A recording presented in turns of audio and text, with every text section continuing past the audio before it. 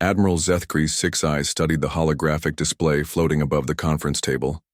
The scaled reptilian's throat sacs pulsed with nervous energy as data streams scrolled past in alien languages.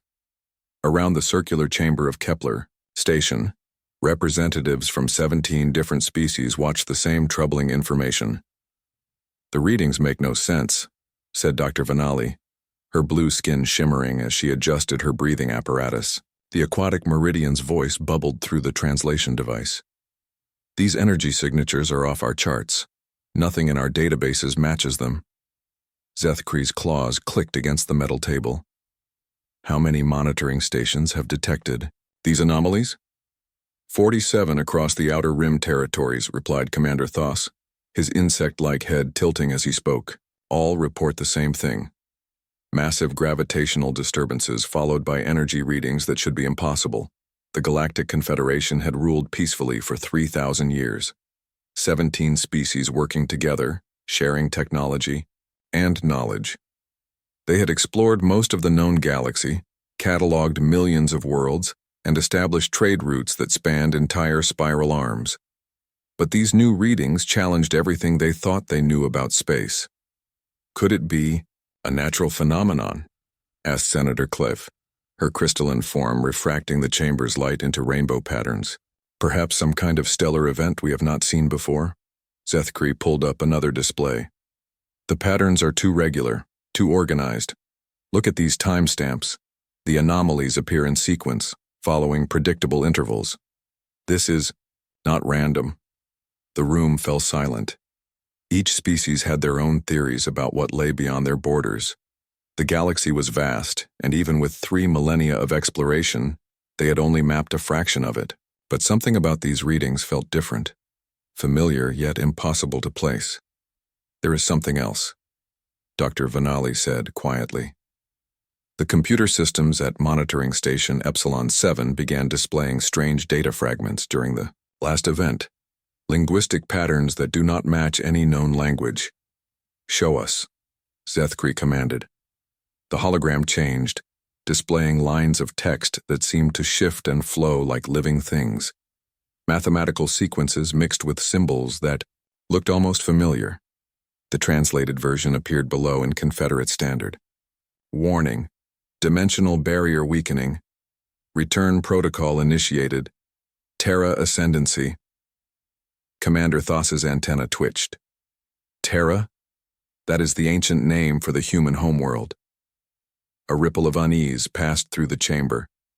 Everyone knew about humans, of course. They were part of galactic history, taught in schools as an example of a species that had simply vanished. 3,000 years ago, humans had controlled a small but growing section of space. Then, in a single generation, they were gone. No wars, no natural disasters, no explanation. Just empty colonies and silent communication networks. "Humans are extinct," Senator Cliff stated firmly. "There has been no trace of them for millennia. These readings must be from some old automated system." But Zethkri was not convinced. The Admiral had spent decades studying ancient ruins on former human worlds. The technology they left behind was crude by current standards. But there had always been something about their designs that suggested greater potential, hidden depths that Confederate scientists had never fully understood. "I want teams dispatched to investigate the 3 closest anomaly sites," Zethkri decided. "Full scientific expeditions with military escort. Whatever is causing these disturbances, we need to understand it before it becomes a threat." Dr. Vanali's chromatophores flashed agreement. "I volunteer to lead the expedition to coordinate Sigma 9. My team has experience with archaeological investigations." "Approved. Commander Thoss, I want your squadron providing security. Senator Clive, can your people analyze the energy readings?" The crystalline being's form brightened. "Of course, our resonance chambers can process electromagnetic data that would overwhelm conventional sensors." As the meeting continued, none of them noticed the subtle changes occurring in Kepler Station's computer systems.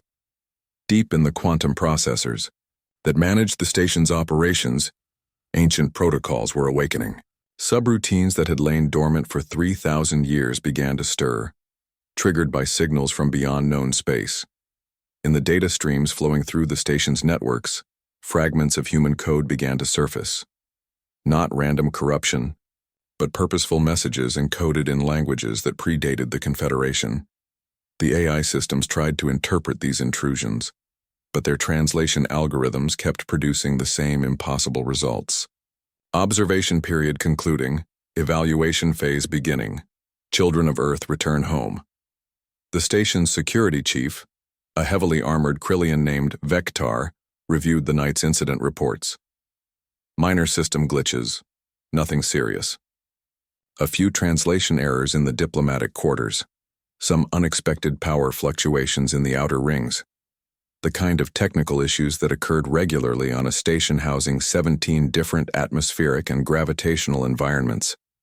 But Vectar had fought in border conflicts against rogue AI systems. He recognized the signs of foreign code infiltration. These were not random malfunctions. Something was systematically probing their networks, learning their systems, preparing for something. He pulled up the station's long-range sensor array and ran a deep space scan. Nothing showed on visual spectrum. Gravitational sensors detected only normal stellar background noise, but when he switched to quantum resonance detection, something made his spine ridge stand on end. There, just at the edge of sensor range, space itself seemed to be folding, tiny distortions that appeared and vanished too quickly to track, as if something vast was moving through dimensions that his equipment could barely perceive. Vectar reached for his communication device, then hesitated. What would he report? Sensor ghosts? Computer glitches? His people were warriors, not scientists. They understood enemies they could see and fight, not mysteries that hid in the spaces between reality. But as he watched, one of the distortions lasted longer than the others. For just a moment, his sensors detected something impossible.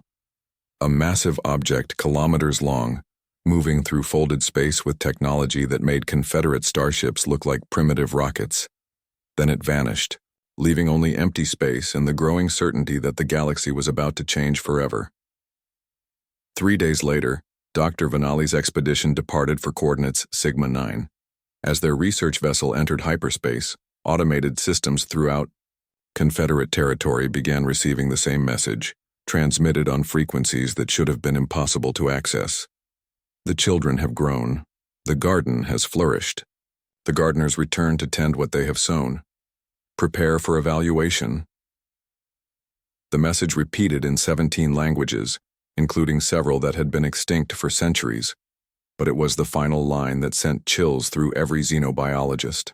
In the Confederation, humanity remembers, and humanity has not forgotten its children. In the depths of space, beyond the reach of Confederate sensors, massive forms began to stir. Ships that had waited patiently in dimensional folds for 3 millennia started their final approach to a galaxy they had never truly left. The silence between stars was ending, and the shadows of Earth's children began to fall across worlds that had long forgotten their creators.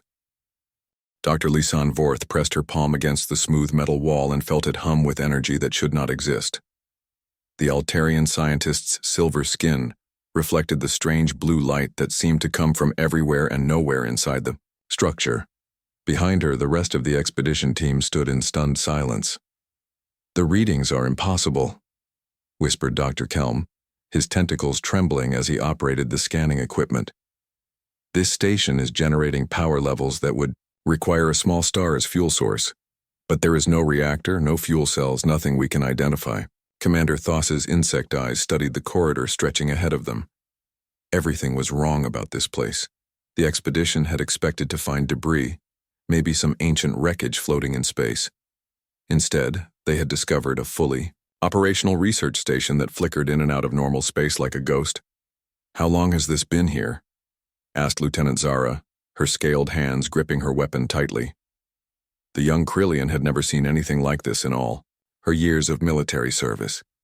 "According to our dating equipment, approximately 3,000 years, Dr. Vorth replied, checking her instruments again. "But that cannot be correct. The power systems are active, the atmosphere is breathable, and the gravity generators are running perfectly. No technology lasts that long without maintenance. They had been exploring the station for 6 hours now. Each room revealed new mysteries, laboratories filled with equipment that Confederate scientists could not begin to understand, computer terminals displaying data in languages that seemed familiar but remained untranslatable. And everywhere the sense that they were being watched by invisible eyes. The station itself defied physics. It existed partially in normal space and partially in what their sensors could only describe as dimensional fold. When they had first approached, it appeared as nothing more than empty space. Only when their ship reached the exact coordinates did the structure materialize around them. "Doctor, you need to see this," called Dr. Kelm from deeper in the corridor. His voice carried an edge of excitement mixed with fear. The team moved carefully through passages that seemed designed for beings roughly human-sized. The architecture was elegant but functional, with smooth curves that guided airflow and gentle lighting that adjusted automatically to their presence. Everything spoke of advanced engineering principles that the Confederation was only beginning to understand. They found Dr. Kelm in what appeared to be a central control room. Banks of monitors surrounded a raised platform where a single chair sat facing a massive holographic display. But it was not the technology that had captured his attention. It was the figure seated in the chair. "Is that?" Lieutenant Zara began, then stopped. "A human," Dr. Vorth confirmed, "in perfect preservation." The being in the chair was clearly human, roughly 2 meters tall, bipedal, with the characteristic features documented in Confederate historical records. But something was different. The body seemed to shimmer slightly, as if not entirely solid. Thin cables connected to ports behind the ears, and the chest rose and fell in steady breathing. "Alive?" Commander Thoss asked. "Not exactly," Dr. Vorth said, running detailed scans. "The body is in some kind of stasis field. But the brain activity, it is off our charts. This being is processing information at rates that would burn out our most advanced computers." Dr. Kelm moved to the nearest control panel. The interface came alive at his touch, displaying streams of data in what appeared to be human mathematical notation, mixed with symbols that hurt to look at directly. Translation algorithms struggled to make sense of the information, but fragments began to emerge. Project designation. Observer protocol. Dimensional phase shift successful. Galactic development within acceptable parameters. Intervention threshold not reached. Continue monitoring. Observer protocol. Lieutenant Zara read aloud. Monitoring what? More data flowed across the screens. Star charts showing Confederate space, but with details no expedition had ever recorded. Resource distributions, population centers, technology levels, all mapped with incredible precision. But the dates on these records went back 3,000 years and continued right up to the present day. "They have been watching us," Dr. Vorth said quietly. "All this time they have been watching everything we do." Commander Thoss studied a tactical display showing Confederate fleet positions. The information was more accurate than their own military databases. "How is this possible? Our ships use quantum encryption, our communications are secure." "Not from this level of technology," Dr. Kelm observed, pointing to another screen. "Look at these power signatures. They are manipulating space-time itself. Our security measures would be like locks made of paper." The team continued exploring, finding more preserved humans throughout the station. Some sat at control stations, others floated in specialized chambers filled with glowing fluid. All showed the same signs of suspended animation combined with incredible neural activity. "I count 47 individuals," Dr. Vorth reported. "All in the same state, all connected to the station's computer network." "But why?" Lieutenant Zara asked. "What are they doing here?" Their answer came when Dr. Kelm accessed what appeared to be a central log system. The holographic display showed a human face, middle-aged with gray hair and eyes that seemed to look directly at them despite being a recording. "I am Dr. Sarah Chen, Director of the Terra Ascendancy Observer Corps," the image said. "If you are viewing this recording, it means our dimensional shields have failed and the station has been discovered. This message will activate automatically when non-human life forms enter our control center." The team exchanged glances. The recording continued. For 3,000 years, we have watched the development of galactic civilization. When humanity chose to transcend physical limitations, we left behind a galaxy filled with young species just beginning to reach for the stars. It was our responsibility to ensure their growth proceeded safely. Transcend physical limitations? Dr. Vorth muttered. What does that mean? We developed technology that allowed consciousness to exist independent of biological form, Dr. Chen's image explained, as if responding to the question. Our bodies became unnecessary. Our minds merged with quantum computer networks that could process reality itself. But we could not abandon our children. The recording showed images of early Confederate history, the first meetings between species, the formation of trade agreements, the slow development of interstellar civilization. But scattered throughout were subtle influences, natural disasters that were mysteriously avoided, aggressive species that suddenly became peaceful, technology discoveries that appeared at just the right moment. You guided our development, Commander Thos realized. When necessary, Dr. Chen confirmed. Always careful not to interfere too directly. Your species needed to grow naturally, to make their own mistakes and learn from them. But we prevented the catastrophic errors that would have ended your progress before it truly began. The recording shifted to show current star charts, Confederate space, but with red markers appearing at various points. Dr. Kelm recognized several as the anomaly sites they had been investigating. The observation period is ending, Dr. Chen's image announced. Our projections show that galactic civilization has reached a critical juncture.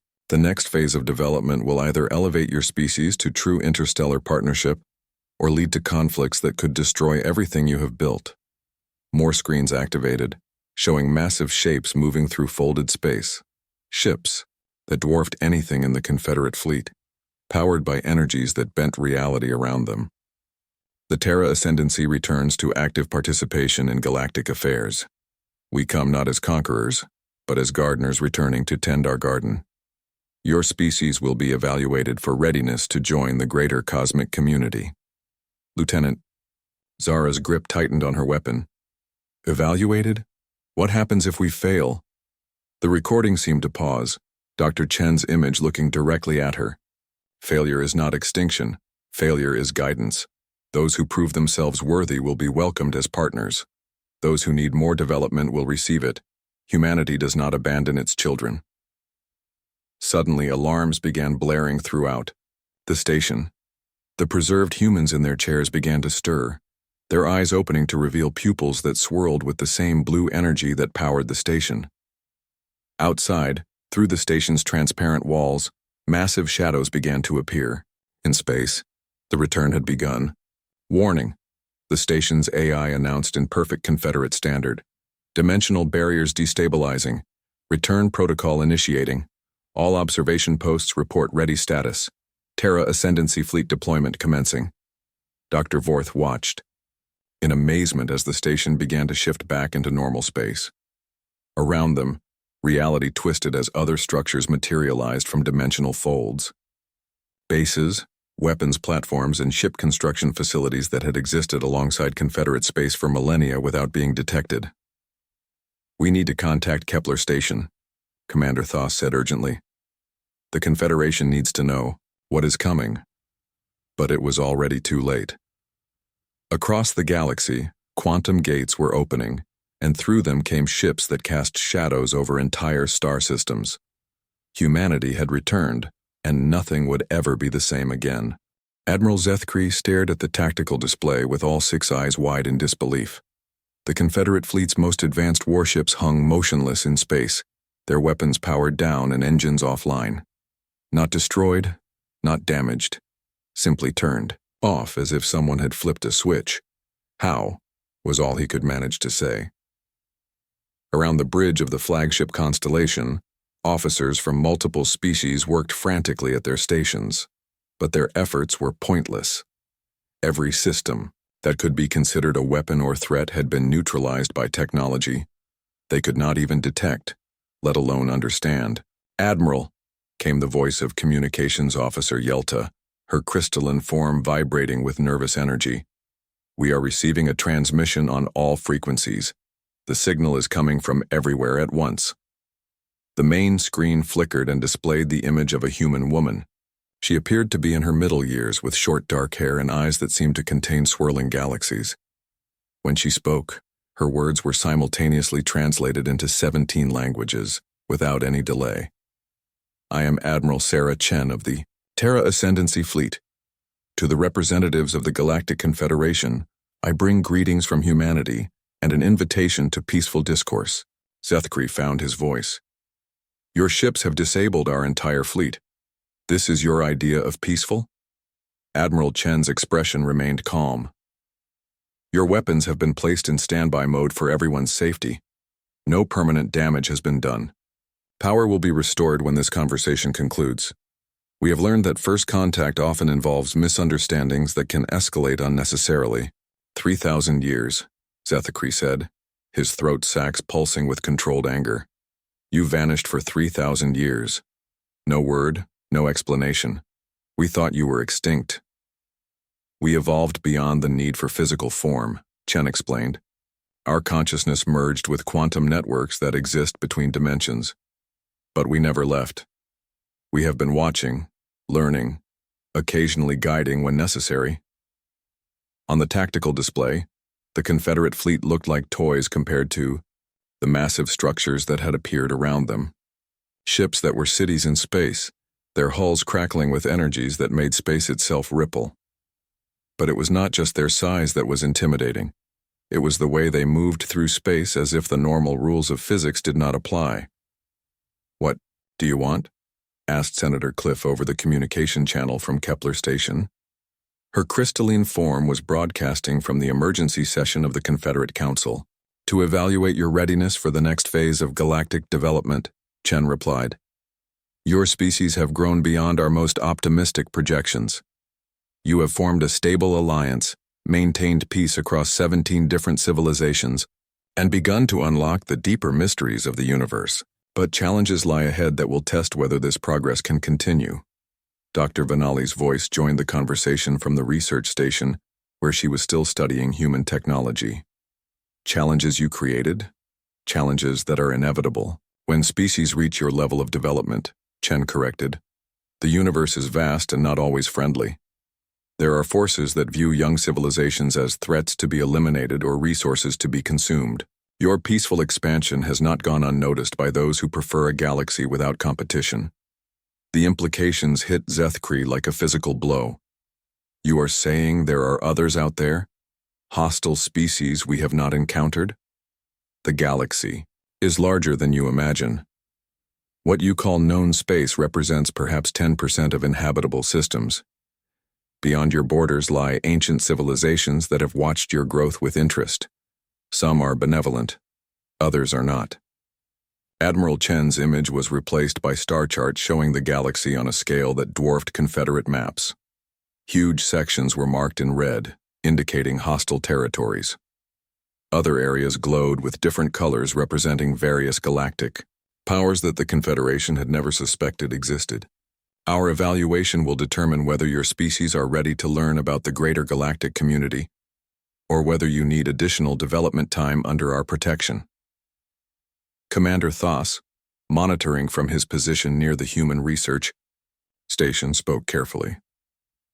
And if we fail this evaluation? Failure does not mean destruction, Chen assured them. It means guidance.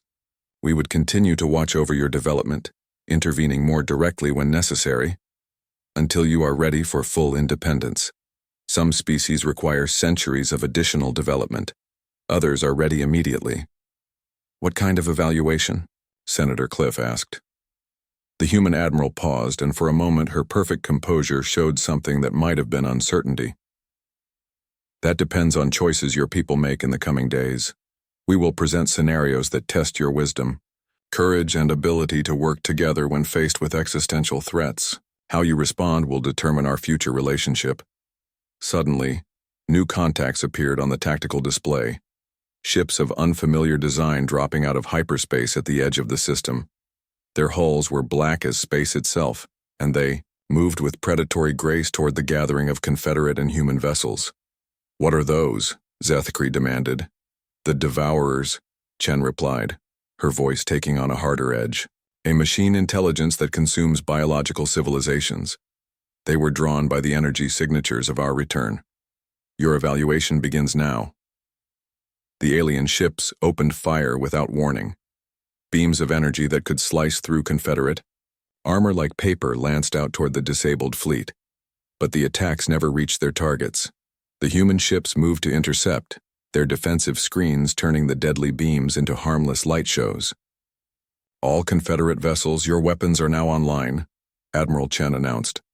But this fight cannot be won through military force alone. The Devourers adapt to any weapon used against them. Victory requires cooperation and innovation. Zethkri felt his ship's systems coming back online. Around him, officers scrambled to battle stations. But as he studied the enemy vessels, he realized the human was right. The Devourer ships were changing even as he watched, their hulls shifting to adapt to the weapon frequencies being used against them. All ships cease fire, he ordered. They are adapting to our weapons. Correct, came Chen's voice.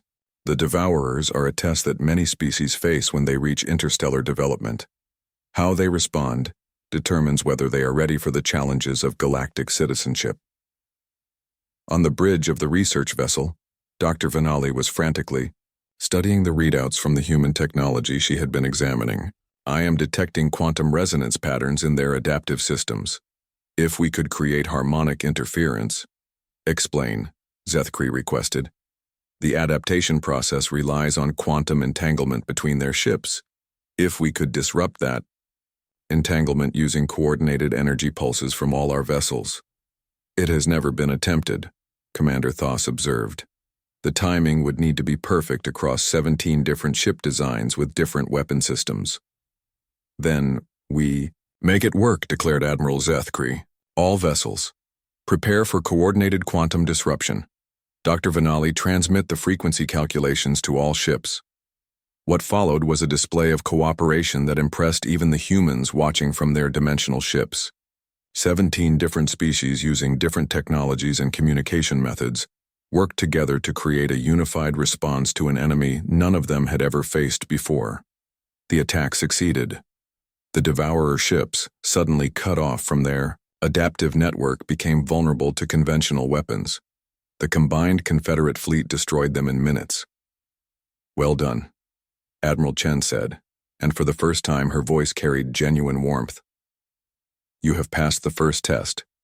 You chose cooperation over competition, innovation over force, and unity over individual survival.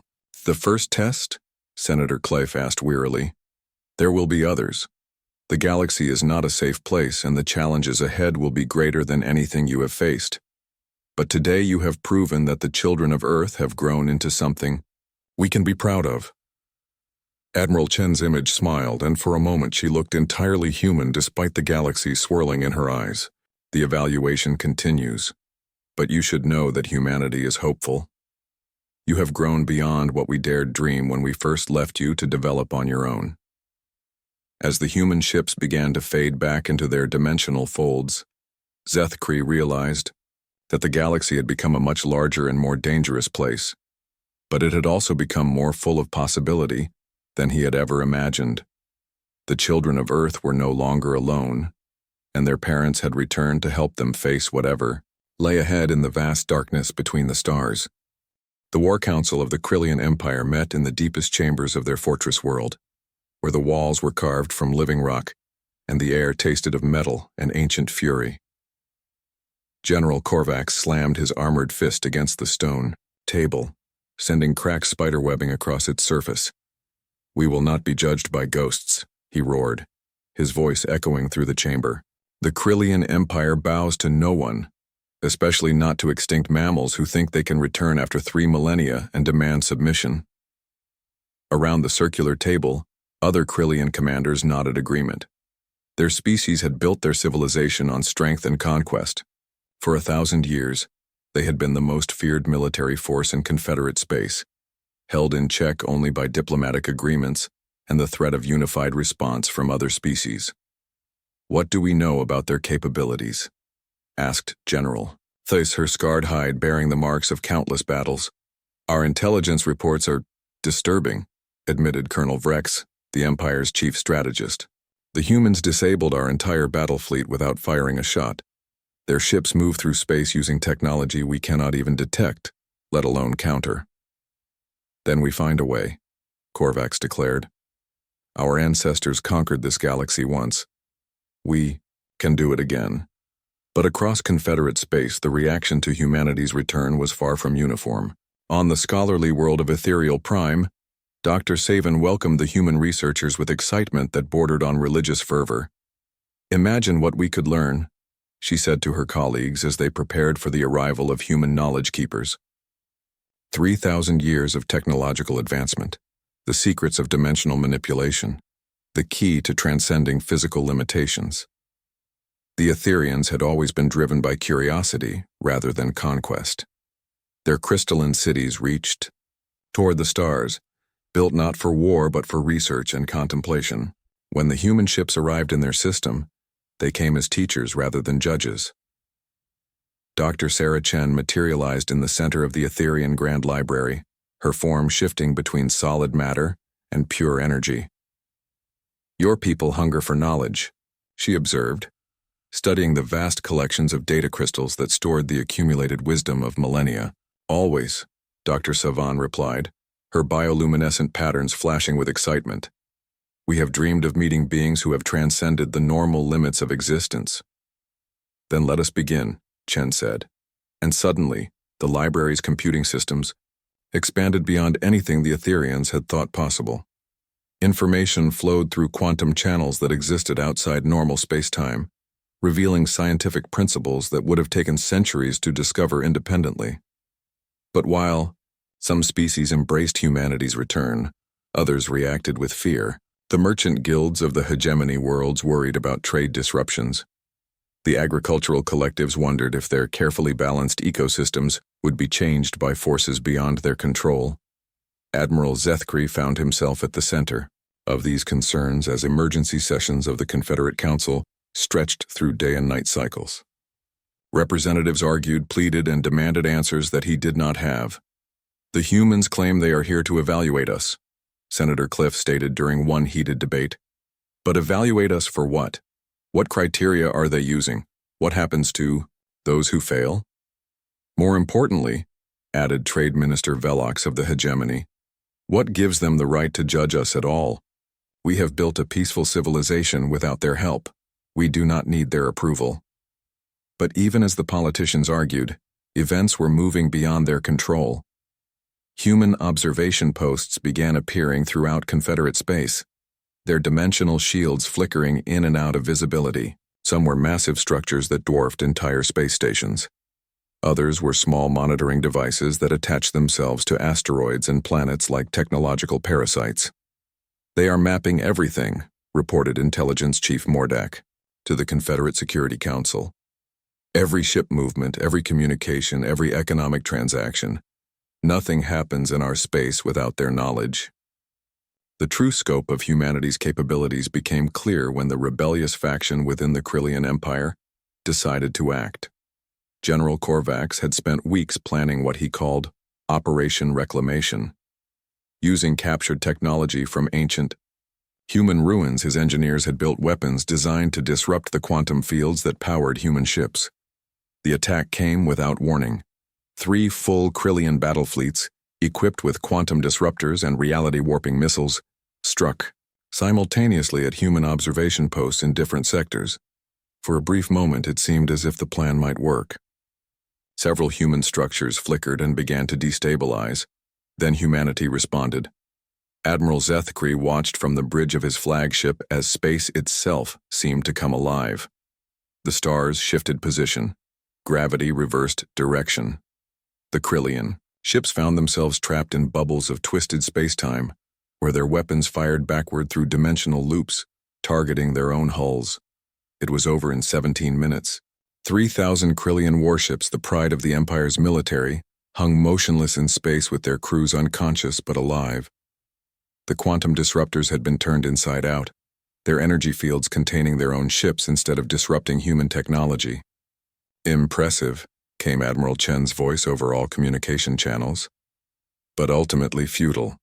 Your weapons were based on incomplete understanding of our technology.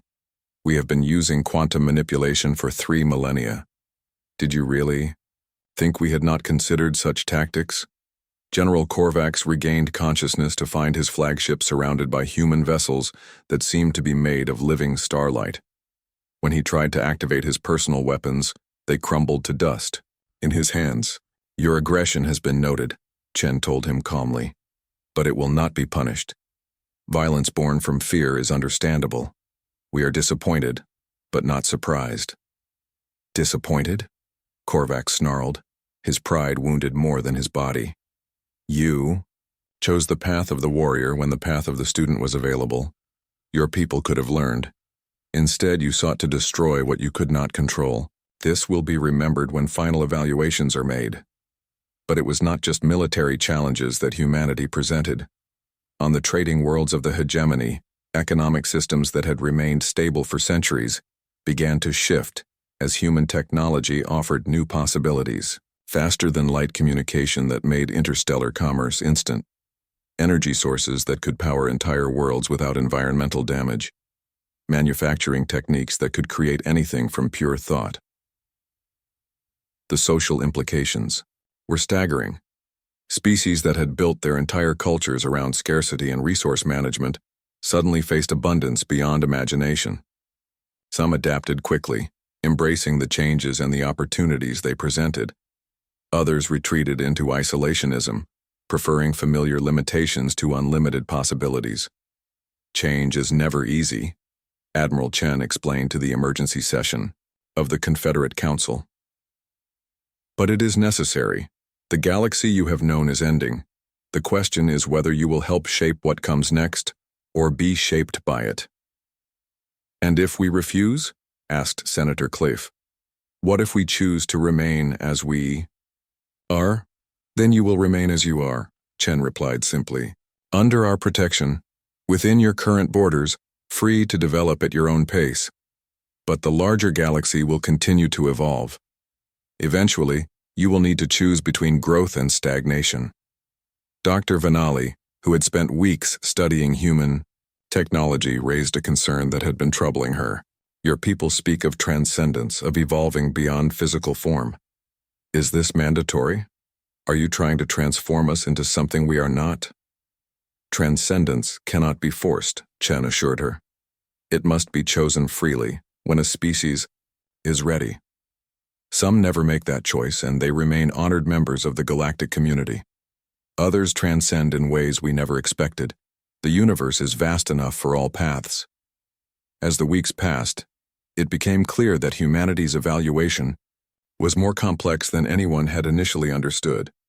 It was not a simple test with pass or fail results. It was an ongoing assessment of each species' readiness for the challenges and opportunities of a galaxy far larger and more diverse than they had ever imagined. The Etherians embraced change and grew wise beyond their years. The Krillians struggled with concepts of cooperation and peaceful strength. The hegemony worlds adapted their economic systems to handle abundance rather than scarcity. Each species faced their own unique challenges based on their nature and history.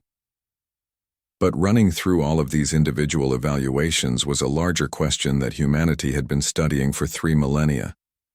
Could these 17 different species work together when faced with threats that could destroy entire civilizations? The answer would come sooner than anyone expected, and it would test not just the Confederate species but humanity itself. The alarms began screaming across Confederate space at exactly Aero 347 Standard Time, when reality itself started tearing apart. Dr. Vanali was working late in her laboratory on Kepler Station when every piece of human technology she had been studying suddenly went dark. The quantum resonance chambers that had been humming with energy for weeks fell silent. The dimensional analysis equipment that had been revealing the secrets of space-time manipulation shut down completely. What happened? She called to her research team. Before anyone could answer, the station's emergency systems activated. Through the laboratory's transparent walls, space itself appeared to be wrong. Stars flickered and moved in impossible directions. The fabric of reality rippled like water, sending waves of distortion across the system. Emergency broadcast from the Confederate Council, announced the station's AI. All vessels are ordered to maintain safe distance from the Nexus sector. Dimensional breach detected, space-time integrity compromised. Admiral Zethkri was already racing toward the disaster zone with every available ship when Admiral Chen's image appeared on his bridge. For the first time since humanity's return, the human looked genuinely worried. "Admiral, your people need to stay back," she warned. "This is beyond anything your current technology can handle safely." "What is it?" Zethkri demanded. "What went wrong?" "A faction of your Confederate intelligence service obtained fragments of our technology from the Krillian attack sites," Chen explained. "They attempted to reverse engineer our dimensional manipulation systems without understanding the safeguards involved." On the tactical display, the disaster zone was expanding. What had started as a small tear in spacetime was growing larger with each passing minute. Through the breach, things that should not exist in normal space were beginning to emerge. Geometric shapes that hurt to look at directly. Energy patterns that made instruments malfunction just by being observed. "Can you stop it?" Zethkri asked. Admiral Chen hesitated. "We can contain it, but the process will require us to temporarily abandon our non-interference protocols. The energy expenditure alone could affect dozens of star systems. We would prefer not to take such drastic action if there is an alternative."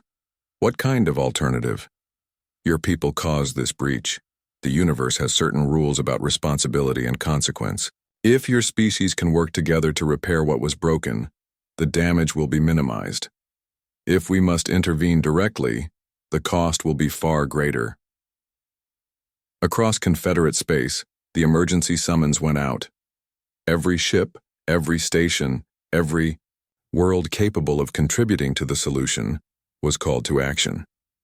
But this was not a military problem that could be solved with weapons. It was a scientific challenge that required the combined knowledge of 17 different species working in perfect coordination. Dr. Savan of the Etherians was the first to respond, her research vessel arriving at the edge of the disaster zone within hours. "The breach is creating a cascade failure in local space-time," she reported. "Reality is becoming unstable in an expanding sphere. If it continues growing, it could consume entire star systems." Commander Thoss brought military resources to establish a perimeter and coordinate evacuation efforts. 17 worlds are already experiencing gravitational anomalies. We need to act quickly. But it was Dr. Vinali who provided the key insight. "I have been studying human dimensional technology for weeks. The breach was caused by trying to force a quantum tunnel without proper harmonic resonance. We need to create a counter-resonance that will encourage the tear to heal itself." "How?" asked Admiral Zethkri.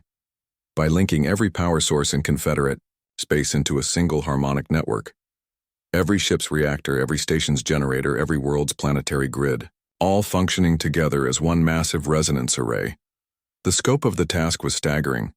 Getting 17 different species with incompatible technologies to work in perfect synchronization would be challenging under ideal conditions. Doing it while reality was collapsing around them seemed impossible. But Admiral Chen's voice carried a note of hope when she spoke to the assembled Confederate fleet. "This is the test we never planned but always feared. Not a test of individual species, but of your ability to function as a true galactic civilization. Your success or failure here will determine not just your own survival, but your readiness to join the greater cosmic community." The work began immediately. Etherian scientists provided theoretical frameworks. Krillian engineers offered brute force solutions for power coupling. Hegemony traders used their vast communication networks to coordinate efforts across impossible distances. Each species contributed their unique strengths to a solution that none could have achieved alone. General Korvax, humbled by his earlier defeat, brought the entire Krillian military fleet to serve as power generators. "We fight for survival. Now," he declared, "not conquest but preservation of everything we have built." Dr. Velox's merchant guilds opened their most protected trade routes, allowing scientific equipment and personnel to move freely across territorial boundaries that had been strictly maintained for centuries. Even the most isolationist species contributed. The mysterious deep swimmers from the ocean worlds provided exotic matter that could stabilize quantum fields. The gas dancers from the storm planets offered their unique understanding of energy dynamics in chaotic systems. But as the hours passed, it became clear that their efforts alone might not be enough. The breach continued to grow despite their best efforts. Reality tears were spreading to nearby systems, and the harmonic resonance network was struggling to maintain coherence across such vast distances. "We need more power," Dr. Savan reported, grimly. "More precision. The resonance pattern is too complex for our current technology to maintain." It was then that humanity made their choice. Admiral Chen's image appeared simultaneously on every ship, every station, every world in Confederate space. "The Terra Ascendancy will provide support," she announced. "Not by taking control, but by lending our power to your effort. Your plan is sound. Your coordination is exemplary. You need only the resources to implement it fully." What happened next was unlike anything in recorded history. Human ships began to emerge from dimensional folds throughout Confederate space, not as conquerors or judges, but as partners. Their advanced technology seamlessly integrated with Confederate systems, providing the power and precision needed to complete the resonance network. But the humans did not take control. They provided tools and let Confederate scientists wield them. They offered power and let Confederate engineers direct it. They shared knowledge and let Confederate leaders make decisions. The moment of truth came when Dr. Vanali activated the completed resonance array. Across 17 star systems, thousands of ships and stations pulsed with synchronized energy. The harmonic waves they generated reached across space-time to embrace the reality tear with healing frequencies. For a terrifying moment, nothing seemed to happen. The breach continued to expand, threatening to tear apart the very foundations of existence. Then slowly, like a wound beginning to heal, the edges of the tear began to pull together.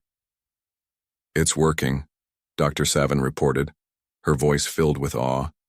"The cascade failure is reversing. Space-time integrity is being restored." The healing process took 18 hours. 18 hours of perfect coordination between species that had never worked together on such a scale. 18 hours of humans providing support without taking control. 18 hours that changed the fundamental relationship between humanity and their galactic children. When it was over, and normal space-time had been restored, Admiral Chen addressed the exhausted but triumphant Confederate fleet one last time. "You have exceeded every projection we made about your development," she said, and her voice carried pride that needed no translation. "You faced an existential threat with wisdom, courage, and unity. More importantly, you took responsibility for mistakes and worked together to fix them." "Does this mean we passed your evaluation?" asked Admiral Zethkri wearily. "You passed a test we never intended to give," Chen replied. "The evaluation was supposed to measure your readiness for independence. Instead, you demonstrated readiness for partnership." The human ships began to withdraw, but not to disappear entirely. Some remained as permanent liaison vessels, staffed by humans who had chosen to return to physical form to work directly with Confederate species. Others established research stations where the greatest minds of both civilizations could collaborate on projects that neither could accomplish alone. "Where will you go now?" asked Dr. Vanali. Admiral Chen's image smiled, and the galaxies in her eyes seemed to sparkle with anticipation. "To other gardens in other galaxies where young civilizations are just beginning to reach for the stars. But we will always remember this galaxy as our first success story, the place where our children grew up to become gardeners themselves." She gestured to a star chart that appeared in the air between them. "When you are ready, when your civilization has matured further, you will be welcome to join us in tending the cosmic garden. There are always new species to guide, new challenges to face, new wonders to discover." "How will we know when we're ready?" asked Senator Clafe. "You will know," Chen assured her, "just as we knew when it was time to return to you. Growth is not measured in years or technology. It is measured in wisdom, compassion, and the willingness to help others reach their potential." As the human fleet faded back into dimensional space, They left behind gifts that would transform Confederate civilization forever. Not just technology, but knowledge. Not just power, but understanding. Not just tools, but the wisdom to use them responsibly. The galaxy had become a larger place, full of mysteries and opportunities that the Confederation was only beginning to comprehend, but they were no longer alone in facing those challenges. They had guides who cared about their success, partners who would support their growth, and the knowledge that somewhere among the stars, their cosmic parents watched over them with pride. Admiral Zethkri stood on the bridge of his flagship, looking out at stars that seemed brighter than before. The Confederate fleet was returning to normal duties, but nothing would ever be quite the same. They had learned that they were part of something far greater than they had ever imagined. In the depths of space, barely visible to conventional sensors, dimensional gates remained open, not for invasion or conquest, but for communication and collaboration. The children of Earth had grown up, and now they were ready to help tend the infinite garden of stars themselves. The shadows of human warships no longer loomed over Confederate space as a threat. They remained as a promise that no matter how dark the galaxy might become, no matter what challenges lay ahead, humanity would never abandon the civilizations they had helped to nurture. The inheritance was complete. The students had become teachers. And somewhere among the distant galaxies, new gardens were already beginning to bloom.